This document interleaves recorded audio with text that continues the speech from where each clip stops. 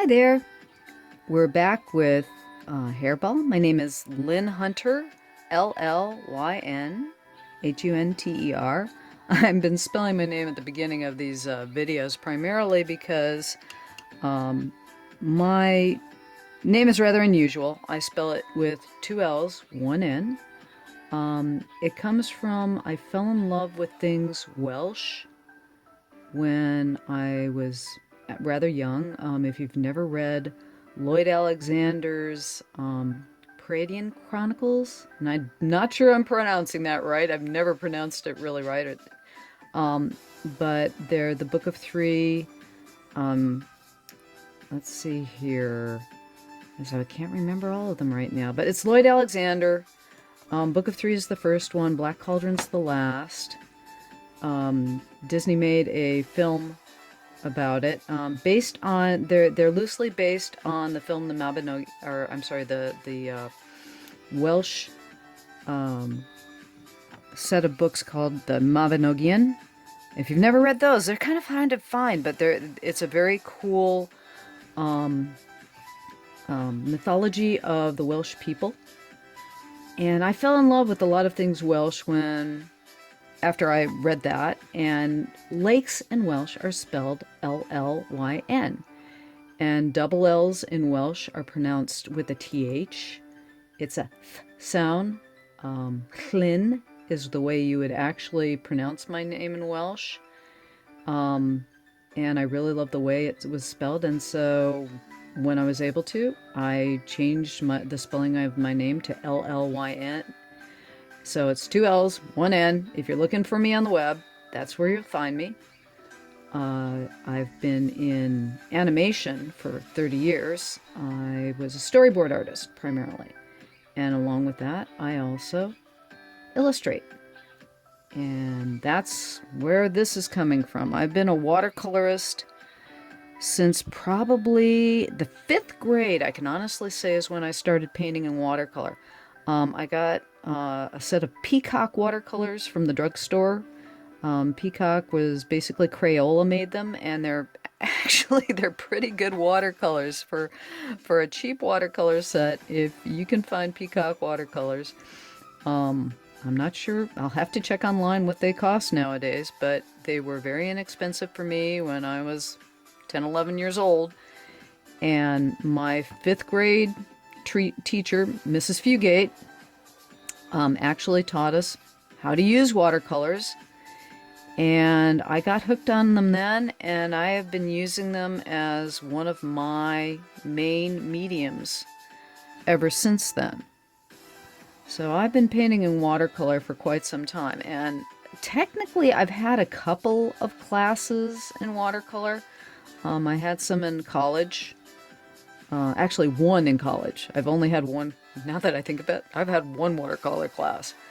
And the gentleman who taught that class liked to use number 10 size brushes. The brush I'm using here currently is a number 2. I'll show this to you. It's a number, it doesn't show real well on camera. This one's getting kind of old because Series 7 brushes will last forever unless you abuse them. If you're using them with ink, they won't last as long. Most of my Series 7 brushes will last me years. And I am very abusive to my brushes. I must admit, I am really, really cruel to my brushes. I don't treat them well. So if you're going to get a brush though, if you can afford it, they're expensive. A number 2 Series 7 will run you at least usually around $20 minimum, and that's probably at Blick. If you're gonna, I'm an advocate. My 2 favorite places online to go get supplies are either Cheap Joe's or Blick. Blick is more corporate. They usually have some amazing prices. Cheap Joe's has been doing watercolor forever. They've been a commercial store for watercolorists and painters forever, and they're good folks. So those are the 2 places I most frequent. You can't beat Blick's prices. You cannot. It's really easy to get $45 worth of materials and get the free shipping. So that's the one that I use. I don't make a lot of money.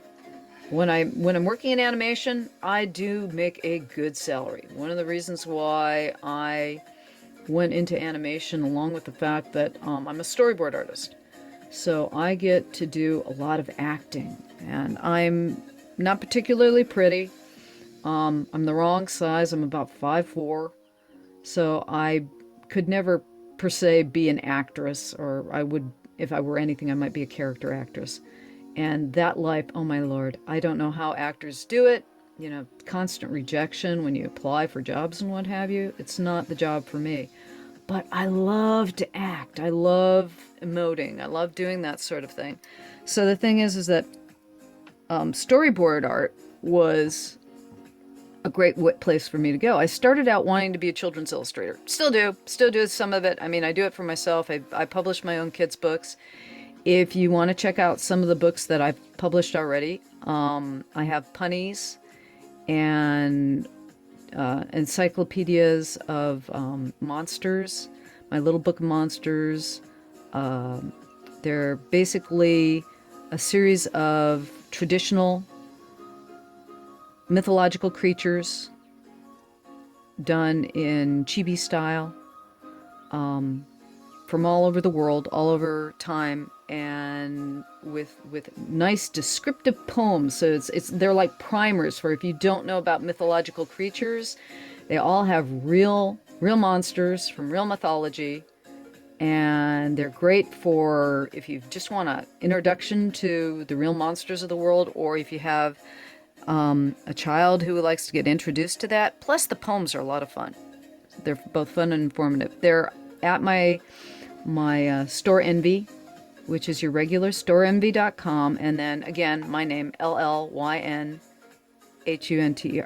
No, I take that back. Oh geez, I would do that. It's Bobcat Publishing. Best thing is, if you want to find anything of mine on the web, click on the link that is below this YouTube video. My link tree has got everything. The books are at my Store Envy site, and you can get them there. But anyways, so I do illustrate kids' books.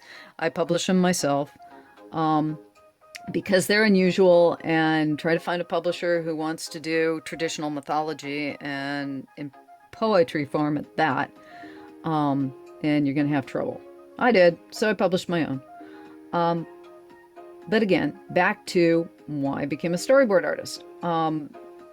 Basically, when you storyboard, you get to act out all the characters on a page, and so it's like the very first storyboarding job I had, I got to do Peter Pan and the Pirates. Nothing like being Tim Curry's voice. I mean, you got Tim Curry's voice as the voice of Peter Pan, and I got to act Tim Curry. I got to be Captain Hook. And I've always said there's no job where a 5'4" girl would get to be a 6'7" melodramatic pirate. So, and on top of that, if you're in the entertainment industry, animation is the bottom of the barrel when it comes to both pay and technically notoriety, because nobody knows you exist. It's like, if you're watching this, I'll bet you $10 to a donut, you don't know who the heck Llyn Hunter is. That's primarily because we're pretty anonymous. But anyways, back to what we're doing here. I'll come back to me and acting and all that good stuff. I will jump around when I'm talking while we're painting, just like I'm jumping around here while I'm painting on the canvas. You'll note what I'm doing for the most part is I'm picking up different colors of brown. In the description below, I've listed a lot of the browns that I use, and primarily we're dealing with hares here. We're dealing with a ball of hares. We're dealing with rabbits that are, if you look them up online, and if you're gonna paint a hare, I would highly recommend you take your cell phone, because everybody's got one, Google Hare, and use the reference that you have on your cell phone. If you're gonna, paint or draw something, we've got all kinds of reference nowadays. I mean, I've been doing this for quite a while, and I always use reference, always. And I used to have to like tear up National Geographics and tear up other magazines to get my reference information. And I had what was called a morgue. And literally we call them morgues because they're places where magazines go to die.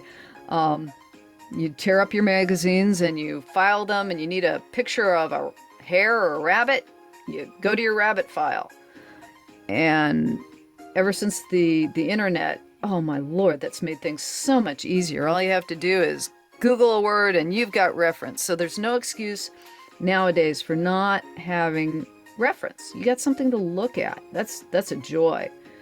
And as I'm painting this, I mean, you're just seeing me paint the actual thing right in front of me, because I figure it's nicer for you to see what I'm actually doing. But off screen, I have got my iPad, which has got a hare on it. Let me pull him to screen here for a second so you can see what I'm looking at. See? It's a hare. And you'll notice all the beautiful, beautiful different colors he's got on his body. And I can use any of those colors, because if you look at the multiple images of hares, they'll run from that burnt umber color to a burnt sienna. So they're all over the place. You can choose what you want to do. And that's what I'm doing. Like I said, I put my list of colors down at the bottom, but I am hopping around between burnt sienna. My favorite red brown is burnt sienna. That's my go-to red brown. This is the color I'm painting right now. If I want to get a red rabbit. Now notice he was started out with burnt sienna, but I painted him real light. Okay, see I put too much red there. So I am easing out that burnt sienna. And by easing out, I mean it's like I'm taking that, almost like I put the color down with a tube, and I just add water to it and ease out the color so it's gotten lighter. And so notice I accidentally flicked a couple of little dots with my brush, and just go in there and ease them out. The problem I think with anybody who starts with watercolor is the fear of mistakes, because you're gonna make them. You're gonna make lots of them. And what I would suggest is do smaller paintings. I'm going to, the next paintings in the series are done as 4x6s. They're done in shorter videos, because I can do a whole 4x6 painting in just no more than a half hour. You know, I can do paintings in 15 minutes, but that's because I've been doing this for a long, long time. Just to let you know, ageism aside, it's like I'm afraid to say it, I'm 60 years old. I'm an old fart, sorry. I've been painting in this medium for close to 50 years. Oh God, that's scary, isn't it? That's really scary. When you get to be this age, you never think you're going to get to be this age. And you also think, you know, you feel like most of you won't know of an actor by the name of Jack Benny, but he used to come out and say, I'm 39 when he was in his 60s. And it's because, honestly, when you get to be older, you don't feel any different than you were when you're 30. Your body changes, you get all the experience, and you still feel like you're like 30 years old. So that's why when you get to be this age, it's like the experiment of life. But getting back to the painting here, we've got, like I said, I've been laying down some burnt sienna. Now I'm going to decide why I'm going really light here too. And why it's best to go light is you want to get that base color down, and your transparent will come through as you go along. So this is kind of, I'm doing this kind of mindlessly. I'm just picking up different kinds of color and laying in each body of rabbit, hare. I will say rabbit occasionally, my apologies. They are hares. I discussed this in the last video. Just to remind you, hares live above ground, rabbits live below. And it's just so easy to call them rabbits. I mean, the two are interchangeable. in the respect that they're, get this, the name of the family is a lagomorph. And it's kind of, you go, oh, geez, why do I want to learn Latin names? If you can, it's kind of fun. And also, there aren't as many mammals as there are, like, say, insects. If you have to learn insects or reptiles or fish, I mean, we're talking all kinds of families. But mammals actually they don't have a lot of families to remember. And lagomorph is kind of a cool name, but that basically all your bunnies are lagomorphs. Your rabbits, your hares, and oddly enough, picas. If you don't know about or picas or picas, they're really cool. They kind of look like hamsters, like oversized hamsters, but they are in the rabbit family and they live in the mountains. They're also very cool animals. But the more you know about the animal that you're painting, the easier it is to draw. It's like, it's understandable, like the way that rabbits and that family evolved with the long ears and the long legs and the short lifespans. They don't live terribly long, though they live longer than I expected. I mean, they can, I think that rabbits can live up to 8 years, something like that.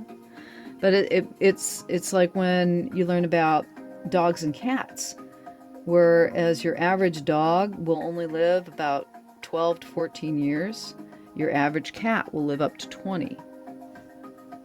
And here's poor rabbit, who is basically, or hare, which is basically food for everybody else. The average lifespan of a rabbit is still, actually, when you consider it's a prey animal, pretty short. The sad thing is that if you've ever kept a rat as a pet, which is also a food animal, they only live about 2 years. But anyways, so we're going around, as I'm saying, with the painting here. The reason why you're getting extra storytelling is because this is, we've got a ball of basically the same animal.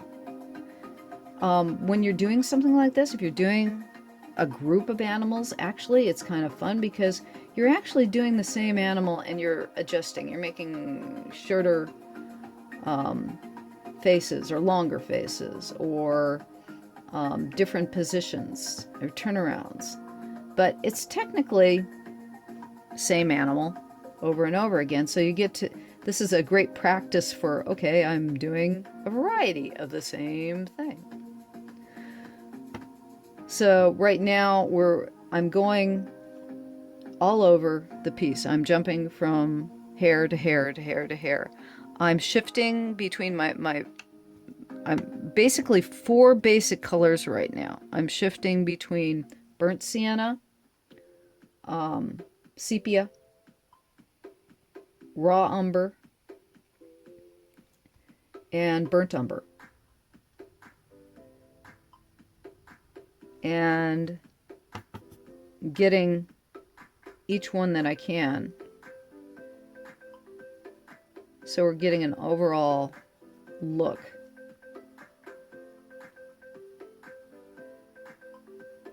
And so I'm getting a good feel for where the color is going everywhere. And we're getting a unified feel here. So what I'm going to do, this is